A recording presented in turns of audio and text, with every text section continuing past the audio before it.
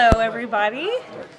Wow, we have a very packed room here today. Thank you all so much for showing up and for joining.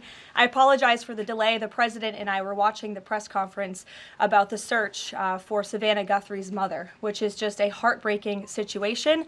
The president, as you all know, spoke directly with Savannah yesterday and told her that the federal government is here to help. Any requests that are made by state and local officials in the search of Miss Guthrie will absolutely be accommodated. I spoke with the FBI directly about that today as well. And our hearts and our prayers are with Savannah and her entire family as they search for her dear mother.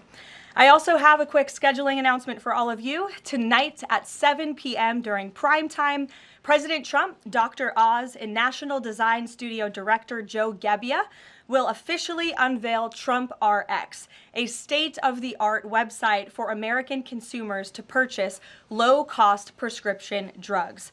This historic announcement will save millions of Americans their hard-earned money, so make sure to tune in tonight, and we will see all of you in the news media there. President Trump promised to restore law and order to the United States of America, and newly released data proves he is delivering overwhelmingly on this promise. A study from the Council on Criminal Justice shows that the murder rate across America's largest cities plummeted in 2025 to its lowest level since at least 1900. Again, let me repeat, to put this in perspective, this marks the largest single-year drop in murders in recorded history. This dramatic decline is what happens when a president secures the border, fully mobilizes federal law enforcement to arrest violent criminals, and aggressively deports the worst of the worst illegal aliens from our country. The numbers don't lie. Under President Trump in 2025, the FBI increased violent crime arrests by 100% compared to the prior year. The FBI also conducted more than 67,000 arrests from Inauguration Day 2025 to January 20th, 2026, which is 197% more arrests than the same period previously. The FBI also disrupted 1,800 gangs and criminal enterprises, a 210% increase from the year prior. The FBI has arrested 1,700 child predators and more than 300 human traffickers across the country. Since President Trump took office, 6 of the FBI's top 10 most wanted fugitives have been captured. Right here in our nation's capital, where you all live, so you know it well, whether you choose to report it or not, the president's efforts to make D.C. safe and beautiful have worked. As of last week, D.C. homicides were down 62%, motor vehicle theft down 53%, and 2025 had the fewest violent gun crimes of any year of available data in our nation's capital. For more proof that these tough-on-crime efforts are working, look at the president's Make Memphis Safe Again campaign.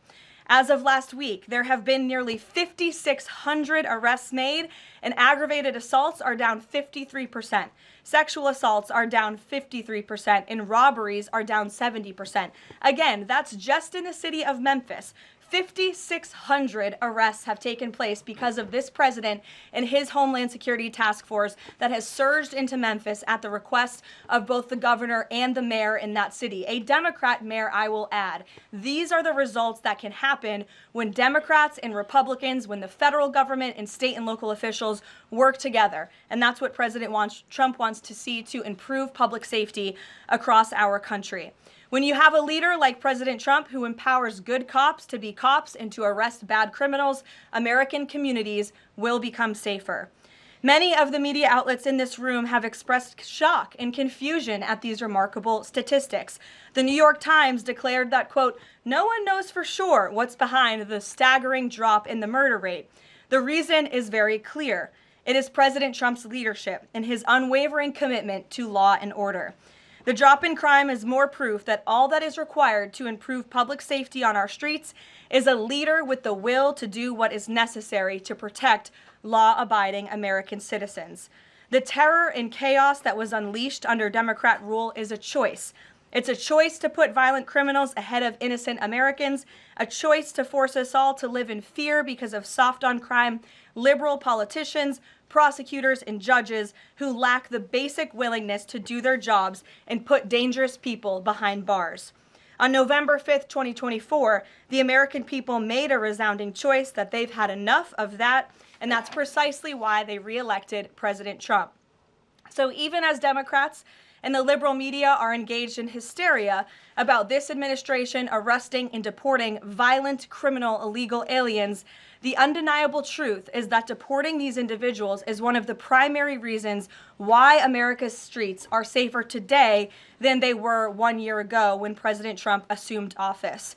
Former President Biden and the Democrats left our borders wide open, and President Trump and the brave men and women of ICE are removing these dangerous criminals. So here are just a few recent examples. Number one, a Venezuelan national and active Tren de Aragua gang member with a rap sheet including homicide, assault, child cruelty, domestic violence, and property damage. This is an individual I can assure you not a single one of you in this room would want in your neighborhood, whether you admit it or not. He entered the U.S. in 2022, and he was released into our country by the Biden administration. He is no longer here, thanks to President Trump. An El Salvadorian national and known MS-13 associate, previously convicted of homicide, conspiracy to commit homicide, and kidnapping, arrested for arson, battery, armed carjacking, and assault. He entered illegally in 2016, was released by the Obama administration, and ICE just arrested him on January 8th, 2026. This example shows you how many criminal illegal aliens have been roaming American streets freely because of a lack of attention to this matter from the previous administration, and President Trump is cleaning up their mess. A Cuban national and blood gangs member convicted of multiple homicides and robbery. ICE arrested him on October 27th and removed him on January 6th, 2026. Arresting and deporting these types of illegal criminals is precisely what the American people voted for. And despite desperate recent attempts by Democrats and those in the media to undermine the president's deportation agenda, these efforts are failing. Brand new Harvard-Harris polling shows overwhelming support for President Trump's efforts to protect law-abiding citizens from criminal illegal aliens. Nearly 8 in 10 Americans say criminal illegal aliens should be deported. A solid majority also support deporting all illegal aliens, regardless of additional crimes. And more than 2 in 3 Americans back the Trump administration's common sense requirement that state and local officials cooperate with federal authorities and work to hand over criminal illegal aliens in local jails for swift deportation. Finally, to prevent another invasion of millions of illegal aliens from happening again, President Trump and Secretary Noem delivered the most secure border in American history. 0 illegal aliens were released into our homeland over the past 9 months. This is a truly remarkable achievement. Again, 0 illegal aliens released into the country in 9 months. This is staggering, and it deserves more attention from all of you. Overall, Customs and Border Protection recorded the lowest total encounters in agency history. Daily encounters have fallen by 95%, averaging just 250 apprehensions at the southern border a day. This is compared to over 5,100 daily apprehensions during the Biden years. It's a night and day difference because we finally have a president who enforces the law and lets our law enforcement do their noble jobs of protecting our homeland. When President Trump campaigned on making America safe again, this is exactly what he meant, and the numbers and the results speak for themselves. With that, I will open it up to questions today. We're going to start with Daniel Baldwin from One America News, who is here religiously covering the White House beat every day. So it's good to see you in a chair instead of standing up today. Daniel, thanks for being here, and why don't you kick us off? Thank you, Caroline. It's an honor and a privilege to represent One America News in the new media seat. First question on that DHS funding bill. Funding runs out in the better part of 8 days or so. Democrats, at least verbally, are very dug in. What does the White House believe their end goal is when it comes to this funding fight, when it comes to immigration policy at large? What is their end goal when they're dug in a position like this at this point in time? Well, the president has 2 end goals. One is to obviously keep the government funded and open, and that includes the Department of Homeland Security, which does not just touch upon ICE and Border Patrol, but also FEMA, the United States Coast Guard, the United States Secret Service. These are brave public servants who work to protect our homeland. The president wants these individuals to get paid.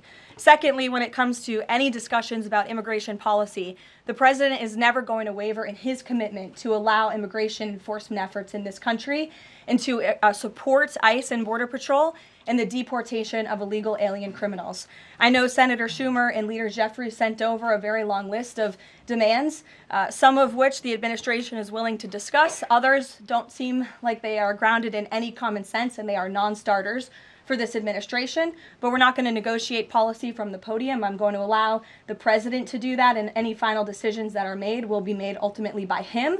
But rest assured, he is never going to allow law enforcement in the jobs that they do, the important jobs that they do, to be undermined. And secondly, Karoline, the Department of Homeland Security put out a tweet a better part of an hour ago alleging that an illegal alien was involved in a major car wreck in Indiana, killing 4 people, and they allege that the suspect in question came in under the CBP-1 app under the Biden administration and received a commercial driver's license from the state of Pennsylvania. What is the White House's reaction to a situation like this? And what is the White House doing to crack down on cases like this where illegal aliens are obtaining commercial driver's licenses? Yes, this is another abhorrent example of the border crisis over the past 4 years, and it again exemplifies why the administration must continue and will always continue to fully back and support ICE and Border Patrol and law enforcement in their removal of illegal alien criminals from our country. For those who don't know, and all of you should report on it, 4 Americans were tragically killed and lost their lives this week yet again from an illegal alien, an individual who was paroled into the country by the Biden administration using the CBP-1 app, which they created like it was a magic pass for Disneyland. That's not how immigration in this country should work. And this illegal alien from Kyrgyzstan was traveling on an Indiana highway, and he failed to brake for a slowed semi-truck in front of him. He swerved into the lane and he crashed into a van carrying 15 passengers, and 4 people were killed in that crash. This is another tragedy that could have been prevented if not for the wide open borders from the previous administration. That's why we now have a secure border. That's why this administration will continue to deport illegal aliens from our country. Thank you for being here. Garrett. John, thank you for your comments and your prayers for the Guthrie family. I have 2 questions related to the president's interview with NBC yesterday. Sure. At one point in the interview, the president said that he believes states are accumulating the votes for who wins the election. He says if they, meaning the states, can't do it honestly and can't be done properly and timely, then something else has to happen. What did he mean by that? Is he suggesting that the federal government count votes in elections? What the president is suggesting, and I just spoke to him about this, is that Republicans and Democrats in Congress should pass the Save America Act. This piece of legislation is going to ensure that states are abiding by federal election law by removing non-citizens from their voter rolls. In addition, the Save America Act will require voter ID to vote, and it will require proof of citizenship to register to vote. These are very common sense policies and proposals that 89% of our country agree with. So that's what the president is talking about. Again, I just spoke with him about this, and he's calling on both Republicans and Democrats to send the Save America Act, to pass it into law and to send it to his desk as quickly as possible. To be clear, the SAVE Act doesn't say anything about who counts votes, which has always been a state, a local, a county function. Why does he keep talking about somebody else, presumably the federal government, counting votes? Because the SAVE Act directs states to remove non-citizens from their voter rolls. And we know in states across the country, the president is right to point this out. In states like California or in places like New York City, non-citizens are allowed to vote in state and local elections. And the federal government should absolutely do away with that. I don't think a single person in this room, if you really are being honest with yourselves, should agree that non-citizens should vote in American elections, no matter where that election is up and down the ticket. And so this is a piece of federal legislation that will help states ensure the integrity and the sanctity of their elections, and that's what the president wants. Peter. Thanks, Caroline. President Trump posted about Nancy Guthrie that he is directing all federal law enforcement to be at the families and local law enforcement's complete disposal immediately. What should we expect to see from the federal government in coming days in the search to find Nancy Guthrie? It's a very good question, Peter, and it's why I was on the phone with the FBI earlier this morning to ask that. And what they told me is that the FBI, again, is at the disposal of the state and local government. Whatever personnel or assets or resources that the state and local authorities and police need will be granted to them at the direction of the president, the FBI director, and the attorney general. A different law enforcement issue. The FBI just found 1,000 samples inside an illegal biolab in Las Vegas. It is linked to a different biolab that was previously raided. There are ties to China.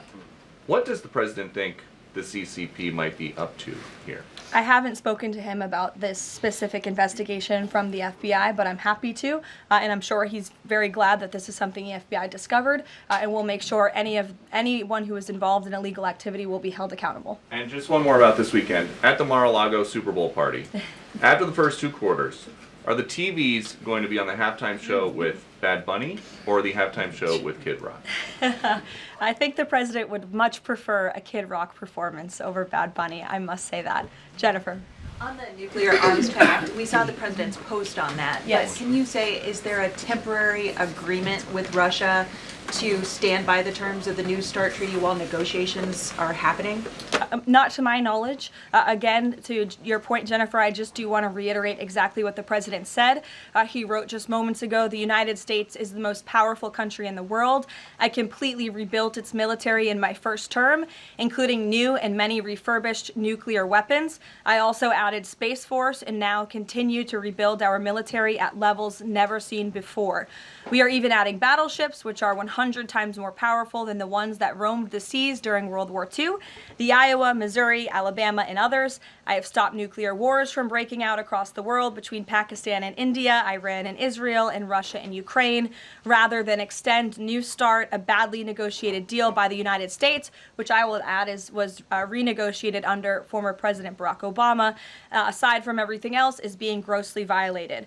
The president wants to have our nuclear experts work on a new, improved, and modernized treaty that can last long into the future, and that's what the United States will continue to discuss with the Russians.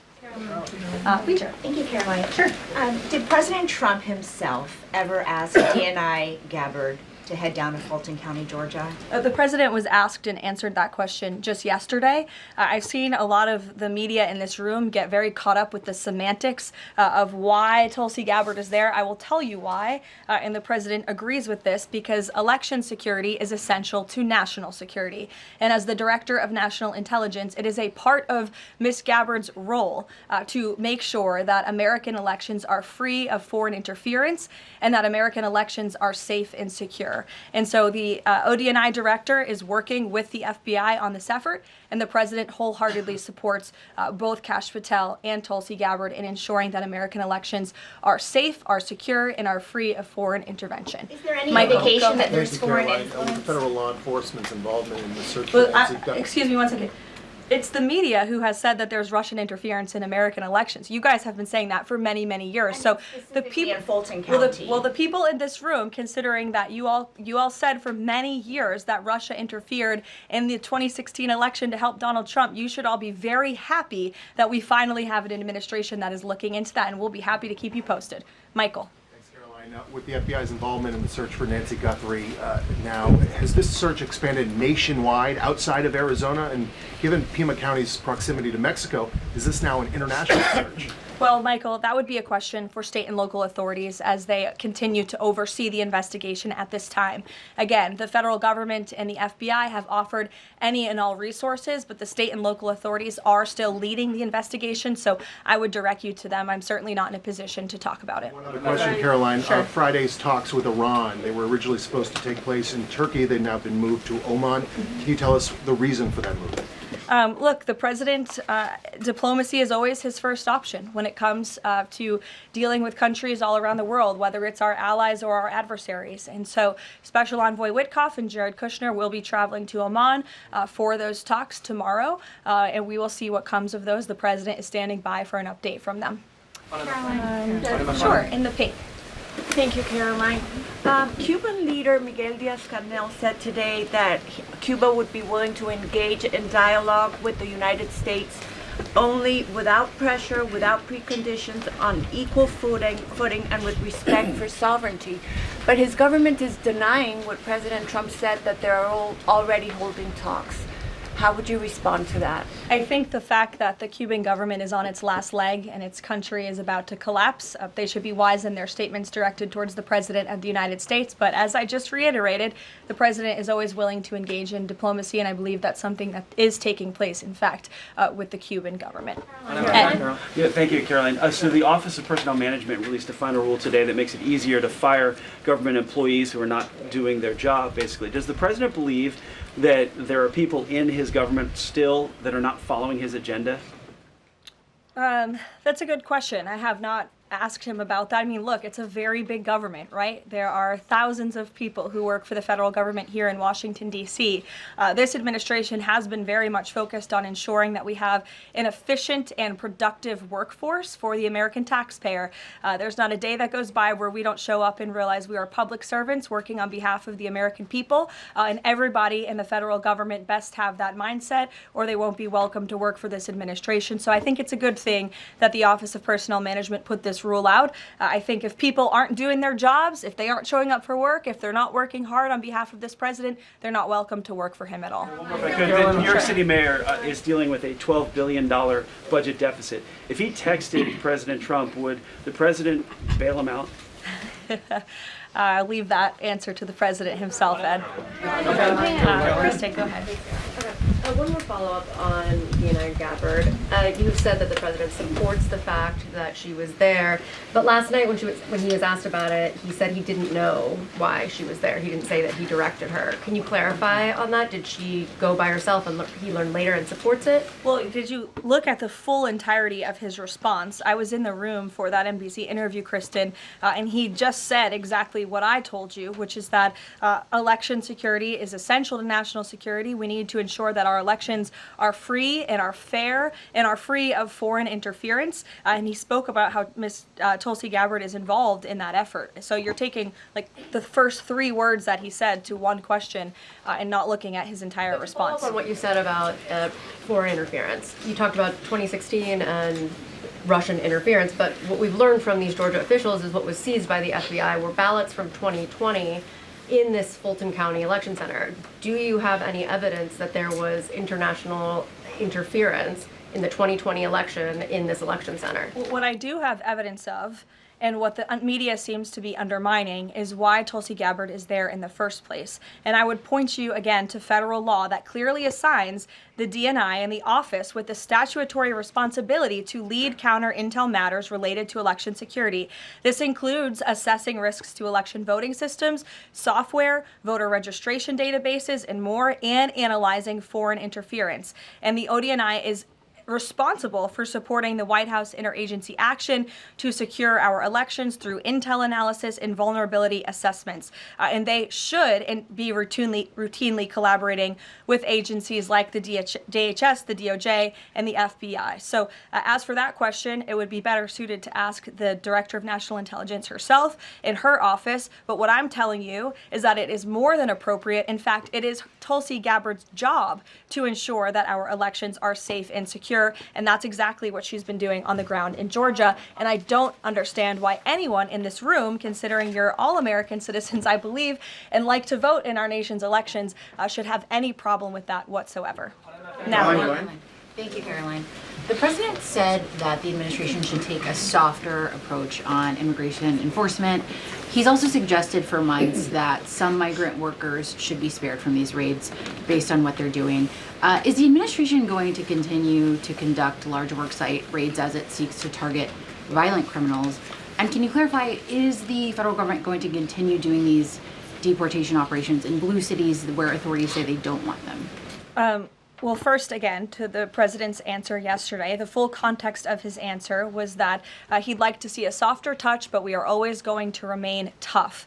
That softer touch the president is referring to is that cooperation that is necessary between state and local authorities and federal government authorities to ensure that we can continue deporting illegal aliens from our communities without tons of agents having to go after one illegal alien. If the states and the local governments just turn over their illegal aliens to ICE at jails, as they should be doing, it requires one agent to deport that one illegal alien who can then go on their way to their home country in a peaceful manner. The escalation that we've seen take place in Minnesota is a direct result of the refusal of state and local officials to cooperate with the federal government and with ICE, which has led to these hostile and dangerous environments. And so we don't want that. Again, the president wants direct cooperation, and that's what he was referring to. As for worksite raids, I don't broadcast any future action that may or may not happen from the Department of Homeland Security. But again, the president's focus and the administration's focus is on targeting illegal alien criminals, especially those who have committed heinous crimes in our country, as evidenced by the few illegal aliens that I just shared with you here today. Will ICE and Border Patrol avoid going to other blue cities where the local officials are saying, we won't work with you, we don't want you here? Well, first of all, those local officials should be wanting to work with ICE. Why would any official, whether you're a Democrat or a Republican, want murderers and predators in your city? It makes zero sense. It's an untenable position. The only reason Democrats are taking that position now is because their entire party platform is just anti-Trump. It makes no sense for the American people. They should be calling this White House, they should be calling Secretary Noem, they should be calling Tom Homan, and they should be saying, we want to work with you to remove the worst of the worst criminals from our city. Please come here. So yes, ICE is going to continue to do their job in cities and communities across the country, but it certainly makes it much easier when we have that level of cooperation and corroboration at the state and local level. In places like Florida, where there has been the arrest of thousands, tens of thousands of illegal alien criminals. None of you talk about that, or none of you hear about that, because these operations are going seamlessly and peacefully. Why? Because there is an intimate cooperation between the state government and the federal government, and that's what the president wants to see in all 50 states. In the whites, yes. Hi, thank you, Caroline. Over the weekend, President Trump said that he was giving a serious look at endorsing in the Texas Republican Senate primary. We know that Minnesota and Georgia also have competitive, crowded primaries. Is he giving those races a serious look as well? Well, I'm not allowed to speak from the podium on any future political endorsements the president may or may not make, but I know that he is watching all of these races across the country quite carefully. I won't get ahead of him on any potential endorsements. John. Thanks a lot, Caroline. Two questions for you about the continuing resolution that the president signed for the Department of Homeland Security. What would be the repercussions for all of the agencies under DHS if no agreement is reached on funding when that deadline approaches next Friday? Well, there will be grave repercussions for all of those agencies, but more importantly, frankly, for the American people who those agencies serve. And that's exactly what the president and the White House want to avoid. Again, we want to keep the government funded. We want the Department of Homeland Security, of course, to be up and operationalized and continuing as necessary to protect our homeland, to secure our border, to ensure the brave men and women of the United States Coast Guard are getting paid, the brave men and women of the United States Secret Service who protect the president, the vice president, and frankly, all of you in this building every day continue to receive the paychecks that they so well deserve. And so that's why the White House will engage in these talks with Democrats. But again, the president is never going to cave on this administration's core promise to deport illegal aliens from our country. You said, Caroline, in your statement that there are certain proposals that Democrats are putting up that are non-starters. What are some of those non-starters? There are a few, and it's a very good question, but I won't negotiate from the podium. I know the White House will be engaged in direct, serious talks with Democrats on this important matter. Natalie. Thank you. In addition to launching Trump RX tonight, Trump has said that he wants to meet with insurance companies to lower healthcare costs. Do you have any update on when those meetings are Yes, he does want to meet with insurance companies. That meeting will take place. I don't have an update on when it will be on the schedule, but the purpose of that meeting will be to continue to negotiate with these companies to ensure that more money is going back to the American consumer. And you're all going to see that on full display tonight at 7 o'clock with the formal launch of Trump RX. I'm telling you, this is going to be a very cool and unique event, so everybody really should tune in. Can you clarify what the president said on the Diego Garcia deal? He said he didn't like it, now again he says he's for it. He spoke with Prime Minister Starmer directly. He understands Prime Minister Starmer's position, and he supports it. But as the president reiterated in that statement, of course, the United States reserves the right to protect our assets. We still have a military base, of course, on the island of Diego Garcia. And so the president reiterated to the Prime Minister and to all of you that the United States will never waver, if necessary, in protecting our assets anywhere in the world, but including on Diego Garcia. And he supports the Prime Minister's decision. Elizabeth. Just on that one, Caroline, can I ask you? Said that he's now seeking. John, I'll go to you after. The president said he's now seeking $1 billion from Harvard, considerably more than before. What changed here, and how are negotiations going? Well, look, this has been an ongoing negotiation and, frankly, a frustrating negotiation for the president and the administration because we want a deal. And it's very unfortunate that Harvard has dragged its feet in understanding they need to rectify the wrongs and the illegal behavior that took place on their campus over the course of the past several years under the previous administration. And so the president wants a justified deal to correct for that criminal behavior that took place on their campus. He is now demanding $1 billion from Harvard University, and Secretary McMahon will be continuing to lead this negotiation and these talks. John. Caroline, thank you. You mentioned some polling earlier that was very compelling on deportations. Rasmussen came out with a poll today, said 75% of Republicans want all illegals deported. It seems like the conversation has shifted again to focusing only on deporting illegal aliens who are criminals. Is the president still committed to deportations of the 20 million illegals that came here under Joe Biden, or are you starting to see that back? Yes, and the president has always been committed to that, John. But we must prioritize, and the prioritization is on those tens of thousands of convicted criminals whom we know are still roaming our streets. ICE and Border Patrol and DHS have done a phenomenal job of removing tens of thousands of them. Actually, nearly 1 million people have been deported from our country over the past year, 2 million additional self-deportations. So nearly 3 million people have left the United States. But again, as you pointed out rightfully, Joe Biden and the Democrats allowed approximately 20 million people into our country illegally. So yes, of course, the president is committed to ensuring that America is and always will be a nation of laws. Thank you, Caroline. Steve Bannon recently said, quote, "We're going to have ICE surround the polls come November." Is that something that the president is considering? That's not something I've ever heard the president consider, no. Can you guarantee to the American public that ICE will not be around polling locations or voting locations in November? I can't guarantee that an ICE agent won't be around a polling location in November. I mean, that's frankly a very silly hypothetical question. But what I can tell you is I haven't heard the president discuss any formal plans to put ICE outside of polling locations. It's a disingenuous question. Caroline, I had two questions regarding DHS. The first one is, one of the Democrats' main demands for DHS funding was to demask ICE agents. Is this something that the president is even considering? Again, this is one of the specific points in the letter that went out by Senate Majority Leader Schumer and Hakeem Jeffries. I won't negotiate the individual points from the podium, but it is obviously something the White House will be discussing with lawmakers on Capitol Hill in the coming days. Is the administration concerned that the shakeup that we're seeing of DHS activity in Minneapolis could potentially embolden different obstructionist protesters around the country as they now have a playbook on how to get ICE out of their cities?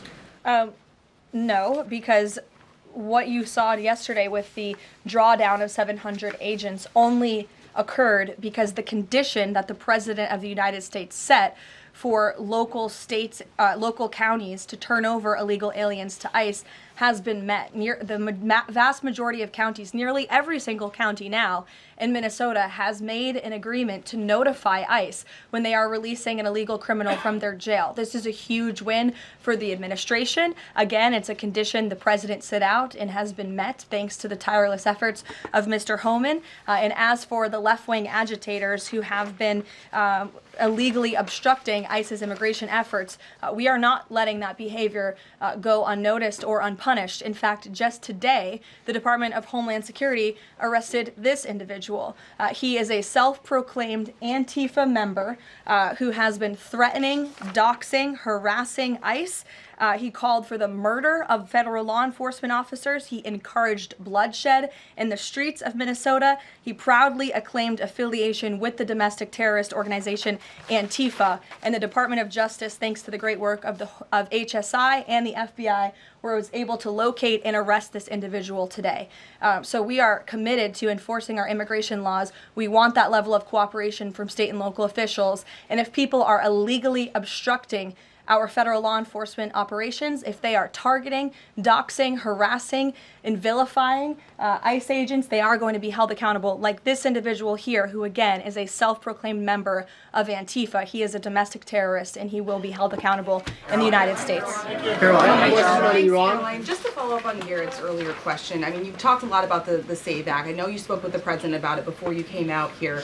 The president has gone beyond that, though. He's talking about Republicans taking over elections, states are agents of the federal government. So just to be clear, is the president only calling on Congress to pass the SAVE Act, or does he want Republicans to go further than that before the midterm elections? The president is calling on Republicans, again, and Democrats to pass the SAVE Act. I will reiterate, requirement for voter ID to vote. That should be something that no American should oppose. In fact, we know that the vast majority of Americans support it. Requiring proof of citizenship to register to vote, which is not hard to do. We should be able to do that in this country. If you want to register to vote in the United States of America, you have to be a citizen in the United States of America. And this piece of federal legislation will direct states to remove non-citizens from the voter rolls. I just had a conversation with the president about it. Thank you, Caroline. I have two questions. Tariffs on South Korea. As you know, President Trump recently mentioned increasing tariffs on South Korea. When will the 25% tariffs increasing on South Korea begin? Secondly, what impact will this have on national security? Sure. I don't have a timeline for you on that, but I will make sure that our trade team here at the White House gets you an answer swiftly and promptly. John. Thank you so much, Caroline. Yesterday, President Trump, in the NBC interview, said that it bothers me that somebody is going after Bill Clinton. That somebody is the House Oversight Chairman, James Comer, a Republican. Why is the president bothered that they're investigating Bill Clinton and his Epstein ties? Look, I think that the president has respect for the former president of the United States, Bill Clinton. He said yesterday himself they've shared a good relationship, and that's what he was reiterating in that NBC interview. Go ahead, Caroline. Can you tell us a little bit about the agenda for tomorrow's talks with the Iranians? What will be the focus of the discussions? Diplomacy moving forward. The president has obviously been quite clear in his demands of the Iranian regime. Zero nuclear capability is something he's been very explicit about, and he wants to see if a deal can be struck. And while these negotiations are taking place, I would remind the Iranian regime that the president has many options at his disposal, aside from diplomacy, as the commander-in-chief of the most powerful military in the history of the world. Washington Examiner, go ahead. Lynchburg County, Virginia is their local law enforcement is defying the blue government's demand that they no longer cooperate with ICE. There's a lot of red counties that are thumbing their nose at the blue government, blue states leadership, telling them not to cooperate with ICE. Will this administration support those counties in any way? Support them either through legal help or? Absolutely. And if there is a county in this country, whether it's red or blue, that seeks to cooperate with the federal government to remove violent, illegal criminal aliens from their communities, this administration is here to help. You've heard the calls from the president himself on asking Democrats and Republicans across the country to call on the Trump administration to work with them, not against them, in the matter of public safety and securing our homeland. Thank you all very much. You'll hear directly from the president tonight at 7 o'clock, and I hope everybody has a good weekend. Happy Super Bowl weekend. The president has wisely chosen not to make a prediction in Sunday night's game, but as a native girl from New Hampshire, go Patriots. Thank you, guys.